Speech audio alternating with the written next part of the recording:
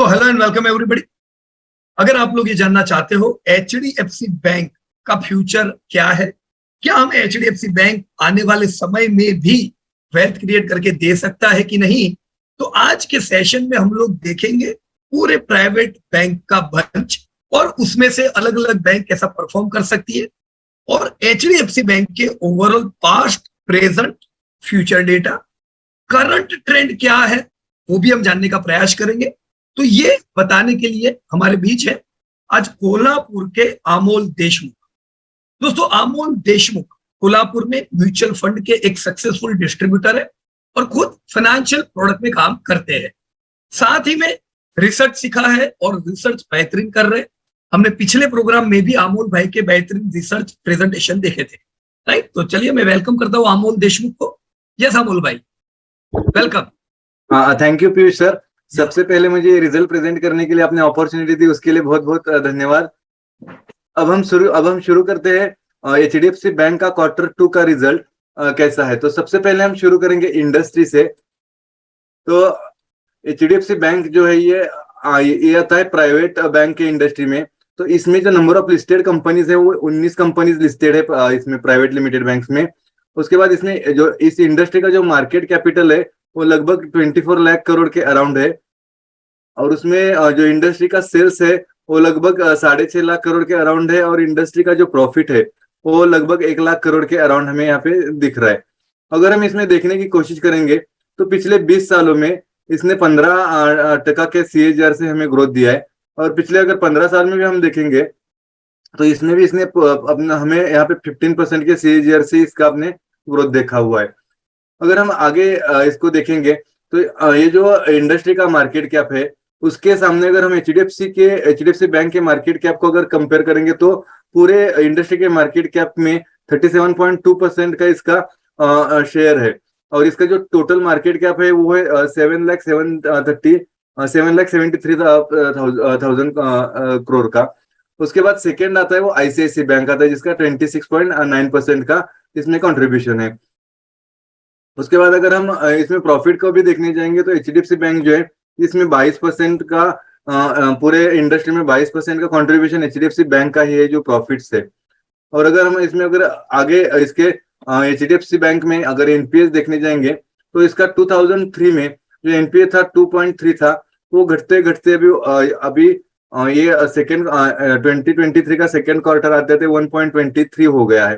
तो ये भी बहुत अच्छी बात है कि उन्होंने ईयर ऑन ईयर 2.3% से लगभग 1.2% तक अपने एनपीए को भी घटा दिया है। अब हम यहाँ पे बात करेंगे बैंक के ग्रोथ के बारे में। तो सबसे पहले हम देखेंगे कि इसका इनकम कैसा है। तो अगर हम देखने जाएंगे तो इसका जो इनकम है 2003 से लेकर के अगर आज तक देखेंगे तो ये 32% के CAGR से इसका इनकम बढ़ रहा है। सॉरी। और अगर हम देखेंगे तो 2023 का जो हमारा एस्टिमेशन है वो हमारा इसमें 193,000 CR के इनकम का हम यहाँ पे इसमें उम्मीद कर रहे हैं। इसके बाद अगर हम नेट प्रॉफिट देखने जाएंगे तो 2003 से अगर हम कंपेयर करेंगे तो इसका नेट प्रॉफिट 34% के CAGR से बढ़ा है।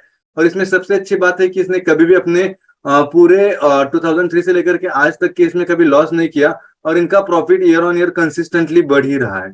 और ये हमें उम्मीद कर रहे हैं कि आने वाले 2023 के एंड तक हम इसको 46,927 यानी अराउंड 47,000 करोड़ के प्रॉफिट की हम यहाँ पे एक्सपेक्टेशन कर रहे हैं इसमें। अगर हम इसमें एचडीएफसी बैंक के रिजर्व को देखने जाएंगे तो इसका जो रिजर्व है वो 2003 से लेकर के अब तक जो है वो 26% के CAGR से बढ़ा है। और हम इसमें जो उम्मीद कर रहे हैं रिजर्व है वो 247 करोड़ का रिजर्व अभी यहाँ पे दिख रहा है हमें। अगर हम इसमें देखेंगे अगर यहाँ पे 1995 के एचडीएफसी बैंक के प्राइस को देखेंगे जो कि 5 रुपए था और आज का जो प्राइस है वो 1508 रुपए है। तो अगर देखेंगे तो इसने हमारा पैसा लगभग 300 गुना इसने हमारा पैसा बढ़ा दिया है। और अगर हम इसमें डिविडेंड की बात करें तो 2022 में जो एचडीएफसी बैंक ने डिविडेंड दिया है वो 15 रुपए का डिविडेंड दिया है जो कि 1995 में अगर किसी ने ये स्टॉक लिया होगा तो उस स्टॉक के प्राइस से 3 गुना है। इसका मतलब ये है कि अगर किसी ने 1995 में 1 लाख का इन्वेस्टमेंट किया होगा तो इसने ये इस साल ही खाली एक साल में ही उसने लगभग 3 लाख का डिविडेंड ही अपने बैंक अकाउंट में भी लिया है। अब हम इसमें के लिक्विडिटी के बारे में बात करते हैं। अगर हम इसमें देखेंगे तो इसका जो प्रॉफिट मार्जिन है लिक्विडिटी में वो 21% अभी तक उन्होंने प्रॉफिट मार्जिन अपना मेंटेन किया हुआ है। इसके बाद अगर हम सॉल्वेंसी को देखने जाएंगे तो इसका जो सॉल्वेंसी में आता है वो है ग्रॉस एनपीए। तो ये ग्रॉस एनपीए उनका 1.23% है, जो कि काफी कम है। अगर हम इसमें इसके प्रॉफिटेबिलिटी को देखने जाएंगे तो इसका जो रिटर्न ऑन इक्विटी है वो 18% है, return on paid up equity है वो 82 टाइम्स है, और रिटर्न ऑन एसेट है वो 2.15% है। इसके बाद अगर हम इसके वैल्यूएशंस को देखने जाएंगे तो इसका जो पीई है वो 16 है, इसका जो यील्ड है वो 6.39% है, जो कि काफी अच्छा है। और अगर हम इसका बुक वैल्यू देखने जाएंगे तो ये 446 आ रहा है। इसका प्राइस टू बुक वैल्यू जो है वो 3.24% है, और इसका पीईजी रेशियो जो है वो 0.79 है। यानी कि पीईजी रेशियो हमें बता दें कि अभी ये स्टॉक अंडर वैल्यूड है, तो हम यहाँ पे इन्वेस्टमेंट हम यहाँ पे कर सकते हैं। अगर हम इसमें देखने जाएंगे तो जितने भी पैरामीटर्स है, जैसे क्वालिटी हो गया, ग्रोथ हो गया, लिक्विडिटी हो गया, सॉल्वेंसी हो गया, प्रॉफिटेबिलिटी और वैल्यूएशन, तो इसमें हमें कहीं पे भी एचडीएफसी बैंक में भी दिक्कत नहीं नजर आ रही है। अभी हम बात करते हैं जो अभी जो Q2 यानी कि H1 2023 के रिजल्ट्स के बारे में। अगर हम देखेंगे तो जो इसका इनकम है वो 16% से बढ़ा हुआ है, एक्सपेंसेस जो है 23% से बढ़े हुए, इसके प्रॉफिट जो है वो 19% से बढ़ा है, इनके एनपीए 9% से घटे हैं, और प्रोविजन जो है 27% से घटे। अभी यहाँ पे एक बात मैं बताना चाहूंगा कि इनका जो इनकम बढ़ा है 16%, इसके सामने एक्सपेंसेस 23% बढ़े, जो कि एक नेगेटिव बात है। लेकिन अगर हम इसमें देखने जाएंगे तो इनके जो एनपीएज है वो एनपीएज यहाँ पे 9% से घटे हुए।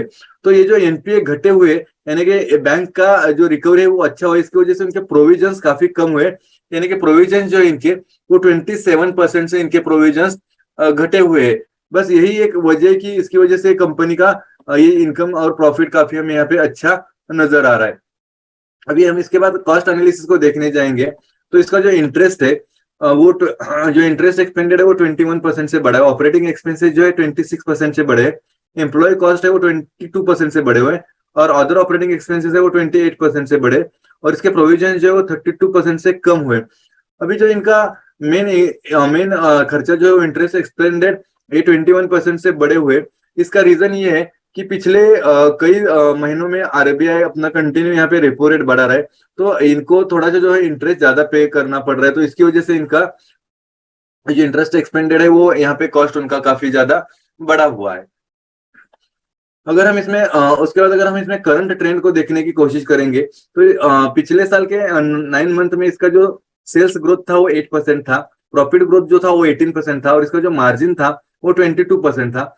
और इसका अगर फाइनेंशियल ईयर हम 2022 का देखेंगे तो उस टाइम पे भी सेल्स का ग्रोथ जो था वो 8% था, प्रॉफिट का ग्रोथ वो 20% था, और इसका मार्जिन 23% था। यहाँ पे अगर हम Q1 को देखने जाएंगे तो Q1 में इसका सेल्स ग्रोथ 14% हो गया, प्रॉफिट इसका 21% से बढ़ गया, और इसका मार्जिन 22% हो गया।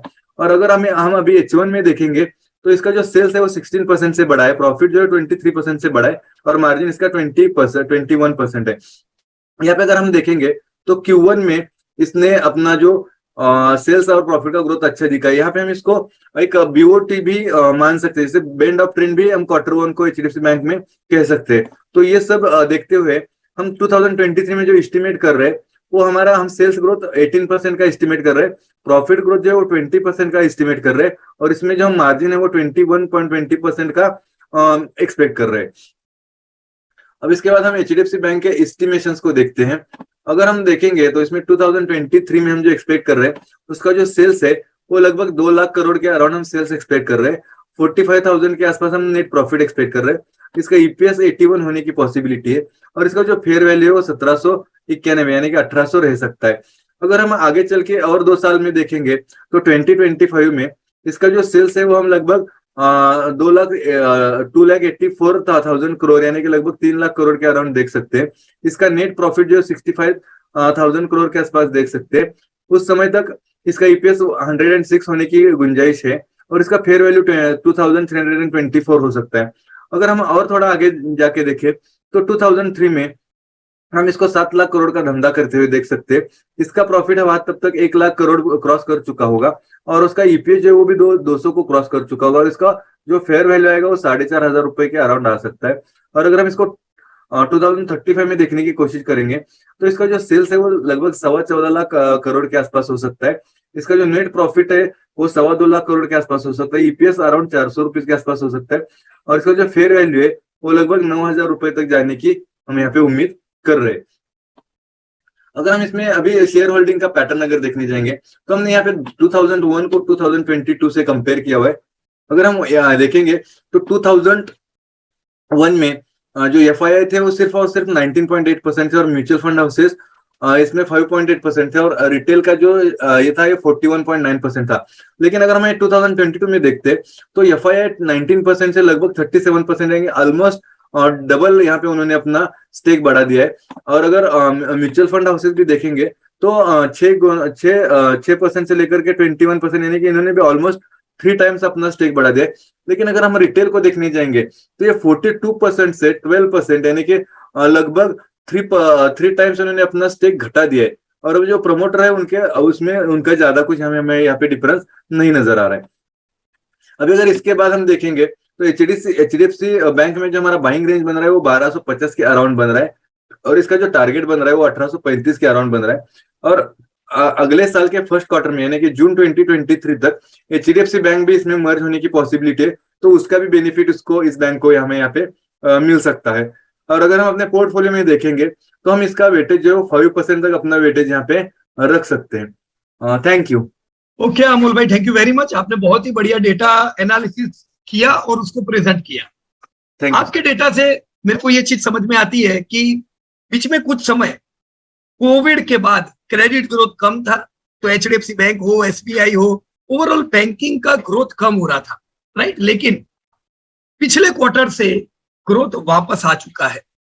कम ग्रोथ की वजह से शेयर चल नहीं रहे थे, तो अच्छे वैल्यूएशन पे मिल रहे हैं। तो अभी भी हम ये जरूर कह सकते हैं एचडीएफसी बैंक अभी भी एक अच्छे वैल्यूएशन पे है और प्रॉफिटेबिलिटी और सेल दोनों में अच्छा ग्रोथ दिखाई देगा। एनपीए कंटिन्यूसली बैंकिंग में कम होते जा रहे हैं, तो ये सारी चीजें पॉजिटिव है बैंक के लिए। हम अच्छी रिकवरी रैली उम्मीद कर सकते हैं इस बैंक से, बराबर अमोल भाई? Yes sir, yes sir. या सो ग्रेट।